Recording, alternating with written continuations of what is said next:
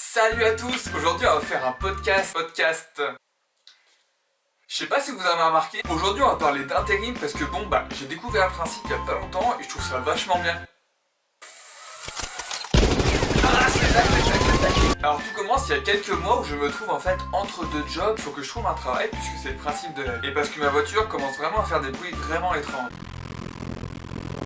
Donc du coup je commence par appeler les entreprises que je connais directement, où j'ai déjà travaillé, pour m'assurer d'avoir un job rapidement parce qu'ils me connaissent et pour m'assurer d'avoir un job dans une bonne ambiance. Et ils m'ont quasiment tous répondu. 2025 ils annoncent une année vraiment compliquée. Pour nous c'est compliqué de te prendre maintenant quoi. Bon, je leur dis que je comprends et donc je décide d'aller voir directement les boîtes ou les entreprises proches de chez moi pour leur demander du travail. Parce que j'ai toujours entendu dire les anciens, et d'ailleurs c'est ce qu'ils me disaient aussi il y a quelques mois. Moi je suis allé voir l'entreprise et hop, 40 ans de carrière. Du coup je me dis ouais, facile de trouver du travail. Du coup je vais voir les entreprises et je me dis que pour 2 mois ils me feront pareil quoi. Et ils m'ont tous répondu, écoutez c'est pas trop si on a besoin de main d'œuvre, envoyez un mail. Après avoir envoyé une dizaine de mails aux entreprises autour de chez moi et avoir expliqué aux anciens que le monde avait changé, j'décide donc de m'intéresser aux boîtes d'intérim. Donc les boîtes d'intérim c'est quelque chose que je connaissais pas du tout et donc je décide de m'inscrire sur internet. Moi je pensais qu'il n'y en avait qu'une par ville.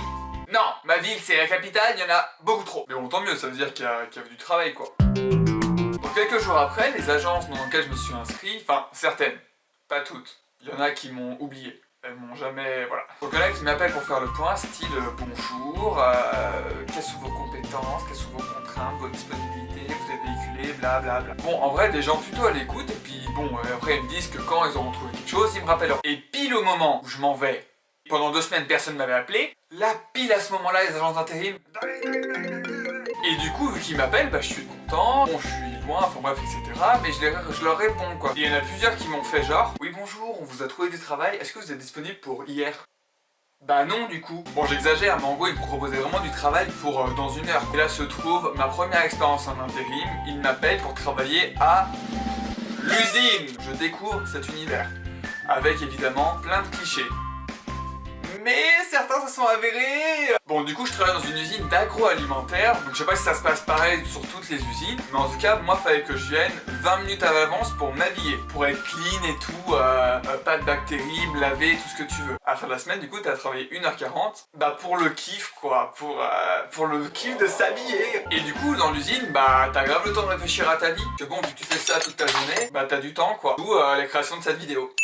Et du coup, il y a quelque chose que j'ai vu à l'usine qui était assez rigolo. Dans l'usine, t'as pas ou très peu d'horloge. Fait que tu sais pas combien de temps tu travailles en fait. Et aussi, il y a un autre truc, c'est que t'as pas de fenêtre vers l'extérieur. T'as zéro fenêtre. Ah, c'est marrant, vos usines, y a pas de lumière quoi. Bah si, y a un gros éclairage, tu vois pas? Non mais je veux dire la lumière du dehors quoi. Je veux dire le soleil quoi, la lumière, la vraie lumière quoi. Non. Autre, le fait un peu effrayant de la production de masse, il y a aussi les conditions d'hygiène. Non, en vrai, je rigole. En vrai, c'est plutôt bien respecté. Et pour le coup, c'est clean, quoi. Ah, mais il y a un truc qui m'a perturbé un petit peu. C'est le dernier jour d'un jour de nettoyage. Produits qu'ils nous ont donné, il y avait 5 pictogrammes de la mort. Donc en soi, ça nettoie bien. Mais après, les produits, ils sont sur les tapis ou il y a la boue. Et après, ils vont où ces produits? Non, en vrai, j'exagère de fou. Je sais pas si c'était le vrai produit qui était à l'intérieur. Je sais pas, c'est des interrogations, expliquez-moi. Enfin bref, en vrai, c'est juste qu'un sketch pour faire le mec aigri. Je suppose que c'est réfléchi. Pareil pour la lumière, ça a un vrai impact sur la production. Je sais pas du tout. Mais en tout cas, c'est des réflexions que je me suis faites. Bref, c'est un sketch quoi. Les gars, c'est d'humour. Mais en vrai, ce qui m'a interpellé également, c'est la gentillesse des gens qui travaillent dans ces usines, parce qu'on sait que c'est des travails qui sont vraiment compliqués et redondants. Donc courage à tous ceux qui bossent dans l'usine depuis des années, et merci à ceux qui m'ont accueilli. Donc j'aimerais finir cette vidéo en retournant ma veste et en remerciant les agences d'intérim. Enfin bref, merci d'avoir regardé cette vidéo. C'était un test, comme vous avez pu le voir. N'hésitez pas à mettre en commentaire si ça vous a plu, etc. Bref, bisous et à bientôt.